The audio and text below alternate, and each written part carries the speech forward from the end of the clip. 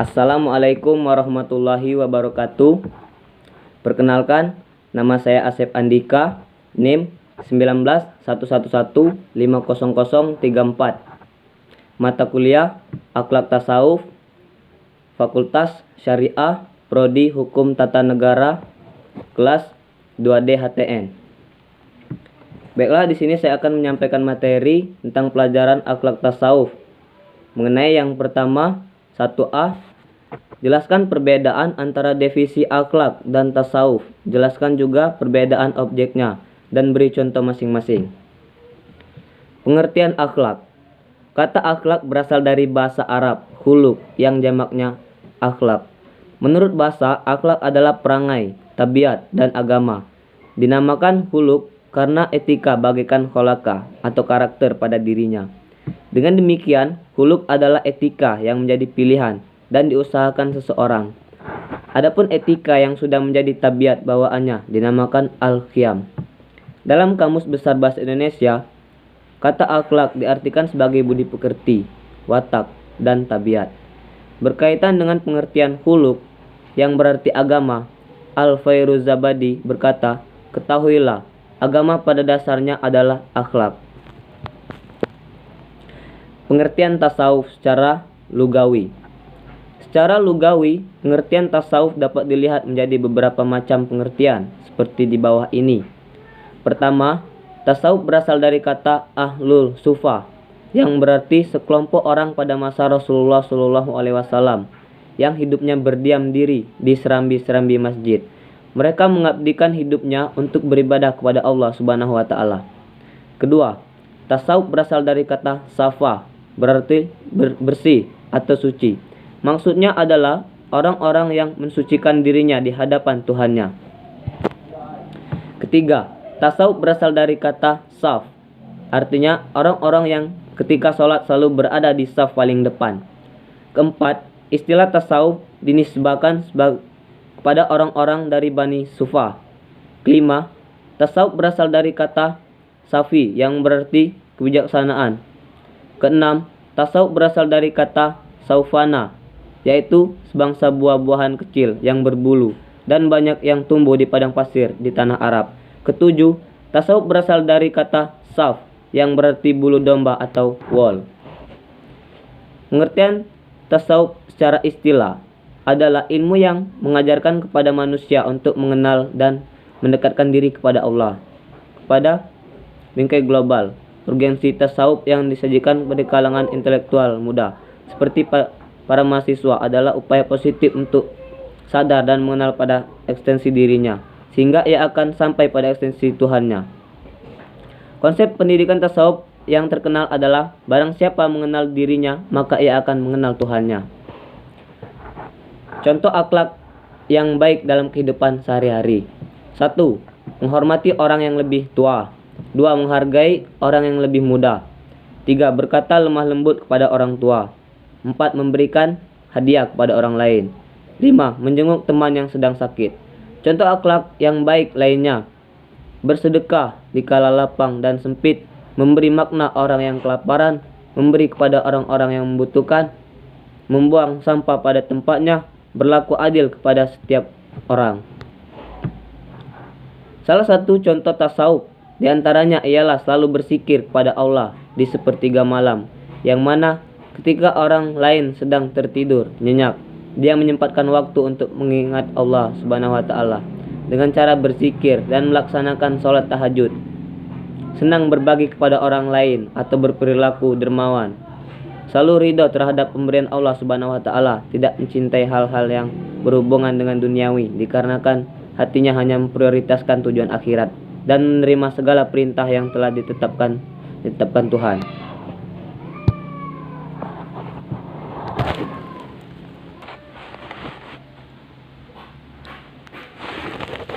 1B. Tulislah hadis Nabi tentang akhlak dan hadis Nabi tentang dalam masalah tasawuf. Jelaskan. Contoh yang pertama, khairun nasi ahsanukum khuluqa. Artinya, manusia yang paling baik ialah manusia yang paling baik akhlaknya. Hadis riwayat Imam Tabrani.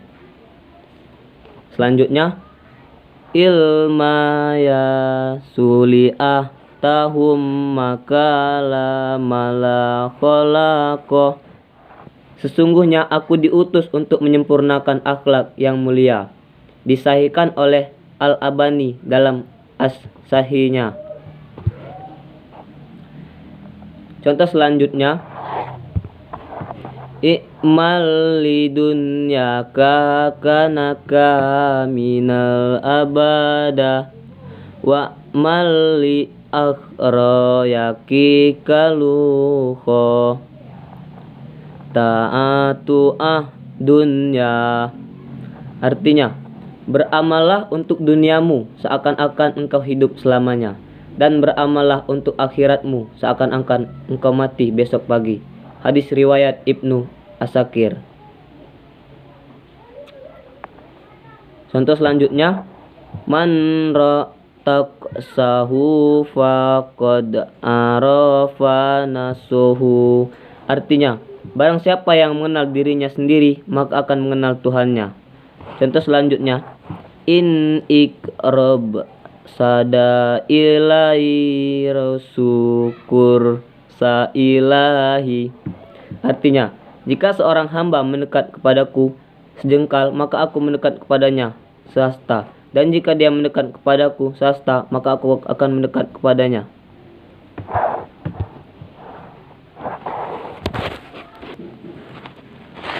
Dua A. Tulislah ayat Al-Quran tentang akhlak kepada Allah dan Nabi. Jelaskan, beri contoh. Jelaskan dan beri contoh. Pertama, karena Allah Subhanahu wa Ta'ala lah yang menciptakan manusia. Dia yang menciptakan manusia dari air yang dikeluarkan dari tulang punggung dan tulang rusuk ini. Sebagai firman Allah dalam surah At-Tariq ayat berikut. Fal mauri lasana ma'afa khalaqa minal malahida khalaq yauhazamun dana solawa turaib. Artinya, maka hendaklah manusia memperhatikan dari apakah dia diciptakan. Dia diciptakan dari air mani yang terpancar dari tulang subit punggung dan tulang dada. Kedua, karena Allah Subhanahu wa Ta'ala telah memperlengkapkan panca indera berupa pendengaran.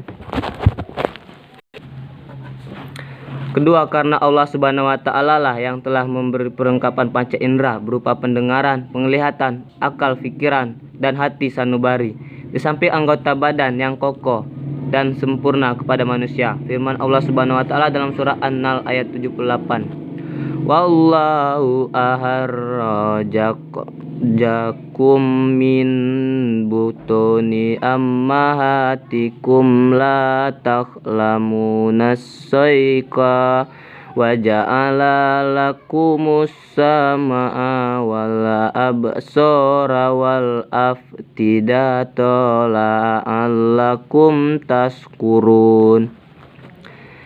Artinya, dan Allah telah mengeluarkan kamu dari perut ibumu dalam keadaan tidak mengetahui sesuatu pun, dan Dia memberikan kamu pendengaran, penglihatan, dan hati agar kamu bersyukur.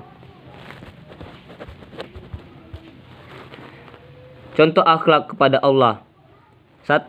Menjalankan perintahnya. 2. Menjauhi larangannya. 3. Tidak maksiat setelah menyesal. 4. Menjadi hamba yang taat. 5. Rajin mendekatkan diri kepadanya. Akhlak kepada manusia. 1. Dapat dipercaya. 2. Bersifat amanah. 3. Bertanggung jawab terhadap yang dilakukannya. 4. Tidak kikir. 5. Bersikap murah hati. 2B. Ada 3 macam tasawuf. Coba Anda tulis, beri contoh, terangkan satu persatu. Pertama, tasawuf falsafi atau tasawuf tauhid ontologi, tasawuf atau ilmu tasawuf. Ini jenis tasawuf yang sifatnya teoritis, mirip dengan filsafat, tauhid, kalam teologi. Aktivitasnya mengkaji dan memahami hakikat dari ekstensi dengan cara yang unik jika filsafat teologi berusaha memahami Tuhan secara rasional. Tasawuf falsafi mencoba menemukan bahasa akal untuk menjelaskan berbagai pengalaman mistis, sehingga lahir konsep-konsep semacam ittihad, wahdatul wujud, gradasi wujud, insan kamil, nur Muhammad, tajalli, musyahadah, mukasyafah, fana, baka, serta terma ilahiyah dan kondisi-kondisi bertema lainnya. Kedua, tasawuf akhlaki atau tasawuf syar'i, fikih, tasawuf Arab berguru etika. Tasawuf ini berfokus pada birokrasi atau aturan-aturan formal untuk membentuk sikap dan perilaku murid. Targetnya adalah perbaikan langsung moral dan etika. Tasawuf ini menekankan pada adab lahirnya dan batinnya. Ada yang menyebutnya dengan hadab dalam berguru, sehingga terkenal aturan dahulukan adab daripada ilmu. Kalau sekedar berilmu, iblis lebih alim, semua kitab sudah dibacanya. Tetapi ia angkuh, merasa paling benar. Kepatuhannya kepada Allah tidak ada. Ketiga, tasawuf irfani atau makrifatullah. Inilah puncak atau jenis tasawuf yang dapat mengembalikan manusia kepada jati diri yang fitrah. Antara hamba dengan Allah ada jarak yang memisahkan, hijab. Tasawuf ini merupakan perjalanan manusia untuk kembali kepada Allah, ke asalnya yang suci. Ini yang disebut mati sebelum mati. Hadis. Sejak hidup di dunia harus ada usaha untuk sampai, terhubung dan kembali menyaksikannya.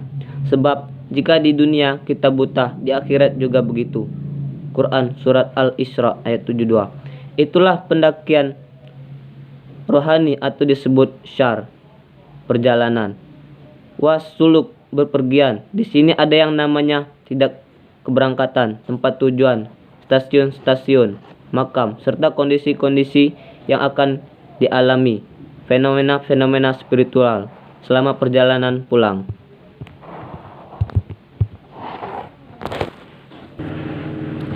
3A. Apakah perbedaan zuhud dan wara?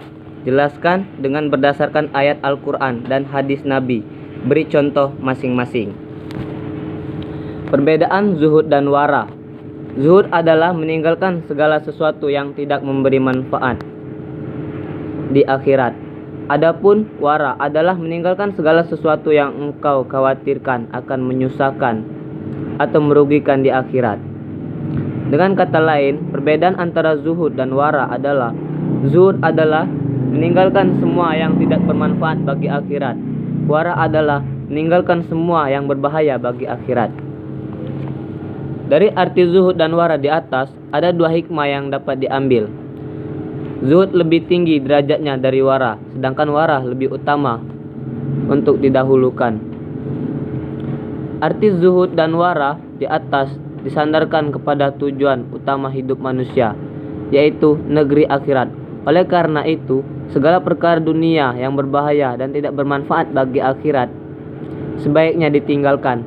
Namun untuk akhirat, manusia tetap butuh modal dunia, yaitu sebatas yang bermanfaat. Maka jangan lupakan dunia seluruhnya, sesuai firman Allah Subhanahu wa ta'ala.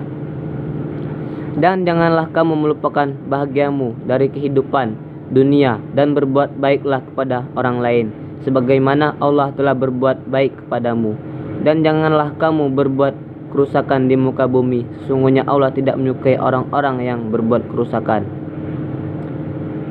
Al-Qasha ayat 77. Mengenal zuhud, Rasulullah Shallallahu Alaihi Wasallam bersabda, di antara kebaikan Islam seorang adalah meninggalkan hal yang tidak bermanfaat. Hadis riwayat Tirmizi nomor 2317. Ibnu Majah Syekh Al-Albani mengatakan bahwa hadis ini sahih. Sedangkan tentang wara, Rasulullah Shallallahu Alaihi Wasallam bersabda, sesungguhnya yang halal itu jelas dan yang haram itu jelas. Di antara keduanya terdapat perkara-perkara yang syubhat, samar-samar, yang tidak diketahui oleh orang banyak. Maka siapa yang takut terhadap syubhat berarti dia telah menyelamatkan agama dan kehormatannya. Dan siapa yang terjerumus dalam perkara syubhat, maka akan terjerumus dalam perkara yang diharamkan. Riwayat Bukhari dan Muslim. Serta sabda Nabi, ma yara maka ilma la yariyaka. Tinggalkan apa yang meragukanmu kepada apa yang tidak meragukanmu. Hadis riwayat At-Tirmizi dan An-Nasr. At-Tirmizi berkata hasan sahih. Contoh, hati seorang yang zuhud telah lepas dari pengaruh dunia. Sikap zuhud akan melahirkan kebaikan-kebaikan lainnya. Orang yang zuhud tidak akan pelit dan kikir terhadap orang yang meminta sebagainya hartanya. Zuhudnya seorang juga akan membuat dia sibuk dengan urusan akhirat. Ia tidak akan terjebak pada kesibukan duniawi. Sering kita tidak menyadari kesibukan dengan dunia bisa membuat kita lupa pada Allah. Contoh, saat ada pengajian dan konser musik diadakan secara bersamaan, maka seseorang lebih memilih pergi pengajian daripada pergi nonton konser. Sedangkan contoh, seseorang meninggalkan kebiasaan mendengarkan dan memainkan musik secara berlebihan hingga lalai akan kewajibannya sebagai muslim karena dia tahu bahwa bermusik atau mendengarkan musik itu ada yang mengatakan halal dan ada yang mengatakan haram. 2b. 3b. Apakah yang dimaksud manusia hedonisme dalam gaya hidup? Jelaskan. Hedonisme adalah pandangan hidup yang menganggap bahwa orang akan menjadi bahagia dengan mencari kebahagiaan sebanyak mungkin dan dapat mungkin menghindari perasaan-perasaan yang menyakitkan. Hedonisme merupakan ajaran atau pandangan bahwa kesenangan atau kenikmatan merupakan saja si dampak buruk hedonisme. Banyak sekali dampak hedonisme yang sering kita temui di masyarakat, khususnya di kalangan remaja sekarang ini. Pergaulan bebas, narkoba, seks bebas, dekat dengan remaja sekarang karena mereka suka menghambur-hamburkan uangnya untuk kesenangan duniawi tanpa memikirkan dampak setelahnya. Mereka cenderung konsumtif dan materialistiskan karena hanya berorientasi akan uang. Dan karena berorientasi pada uang, mereka pun malas untuk melakukan sesuatu, lebih memilih menggunakan uang untuk mempermudahkan pekerjaan mereka.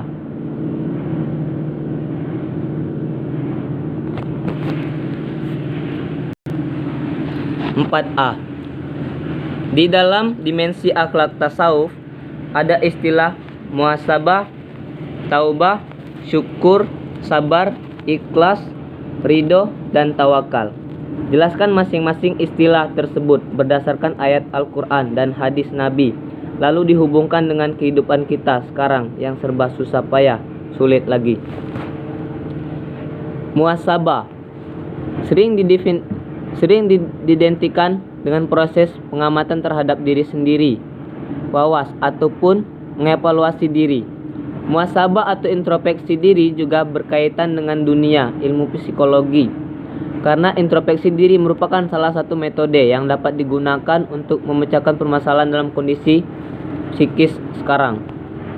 Syukur merupakan bentuk keridhaan atau pengakuan terhadap rahmat Allah dengan penuh kerendahan hati.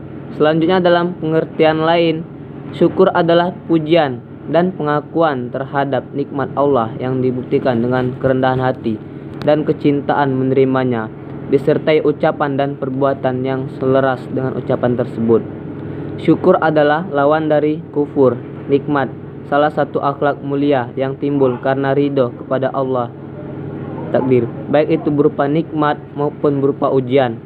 Dalam Al-Quran terdapat perintah-perintah kepada kita untuk senantiasa bersyukur akan nikmat Allah.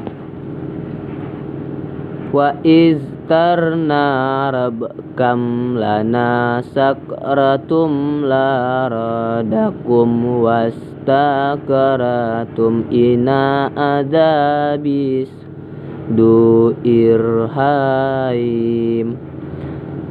Dan ingatlah juga tatkala Tuhanmu memaklumkan, sesungguhnya jika kamu bersyukur, pasti kami akan menambah nikmat kepadamu, dan jika kamu mengingkari nikmatku, maka sesungguhnya azabku sangat pedih.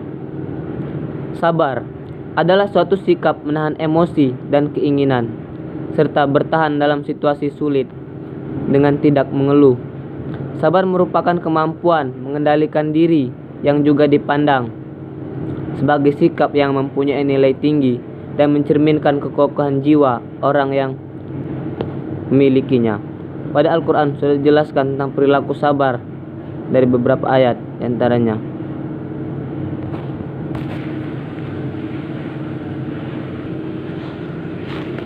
ikhlas dalam ilmu tasawuf. Kehidupan yang Allah ciptakan tidak lebih sebenarnya untuk menguji siapakah di antara hamba-hambanya yang paling banyak dan paling baik amalnya. Beramal adalah inti dari ekspektasi keberadaan manusia di dunia. Karena tanpa amal, otomatis manusia akan kehilangan fungsi dan peran utamanya dalam menegakkan khalifah sebagai khalifah atau wakil Allah di muka bumi. Sebagaimana di awal surah Al-Mulk ayat 2 Allah berfirman, Al-ma khalaqal mauta wal hayata lilukum aqsan amala wa huwal arizul ghafur. Artinya, yang menjadikan mati dan hidup supaya dia menguji kamu, siapa di antara kamu yang lebih baik amalnya, dan dia maha perkasa lagi maha pengampun. Kata ridho berasal dari bahasa Arab radia, yang artinya senang hati atau rela. Ridho menurut syariah adalah menerima dengan senang hati atas segala sesuatu yang diberikan Allah Subhanahu wa Ta'ala, baik berupa hukum maupun ketentuan-ketentuan yang telah ditetapkannya.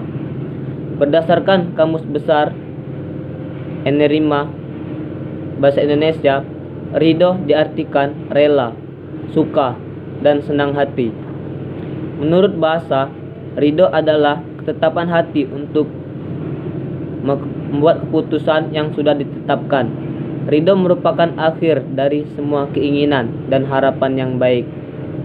Sementara dalam buku Psikologi Islam dijelaskan bahwa ridho adalah menerima segala yang terjadi dengan senang hati, karena segala yang terjadi itu merupakan kehendak Allah Subhanahu wa Ta'ala.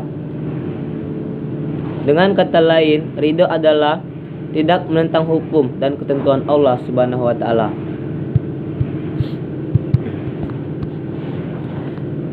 Pengertian tawakal. Tawakal secara etimologi berasal dari bahasa Arab tawakul, yang berarti bersandar atau mempercayakan diri. Dalam terminologi agama, tawakal biasa diartikan sebagai sikap bersandar dan mempercayakan diri kepada Allah, Tuhan yang Maha Esa. Al-Imam Ahmad, tawakal adalah amalan hati. Karena ia merupakan amalan hati, maka ia bukan dinyatakan dengan perkataan lisan dan amal dengan anggota tubuh. Ilmu juga bukan termasuk masalah ilmu ataupun teori.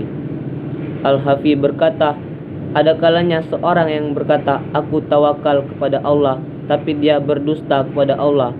Kalau memang dia benar-benar tawakal kepada Allah, tentu dia meridhai apa yang dilakukan Allah terhadap dirinya.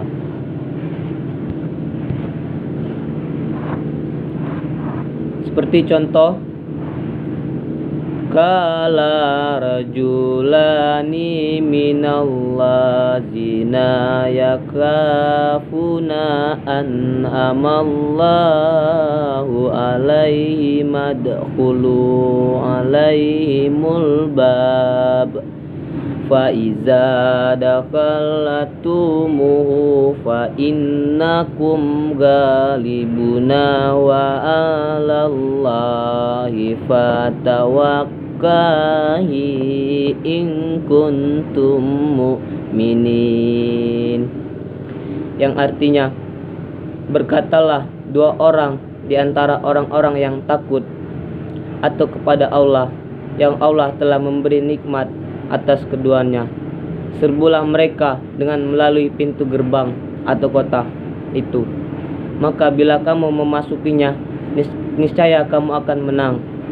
Dan hanya kepada Allah hendaknya kamu bertawakal jika kamu benar-benar orang yang beriman. Sekian dari saya. Wassalamualaikum warahmatullahi wabarakatuh.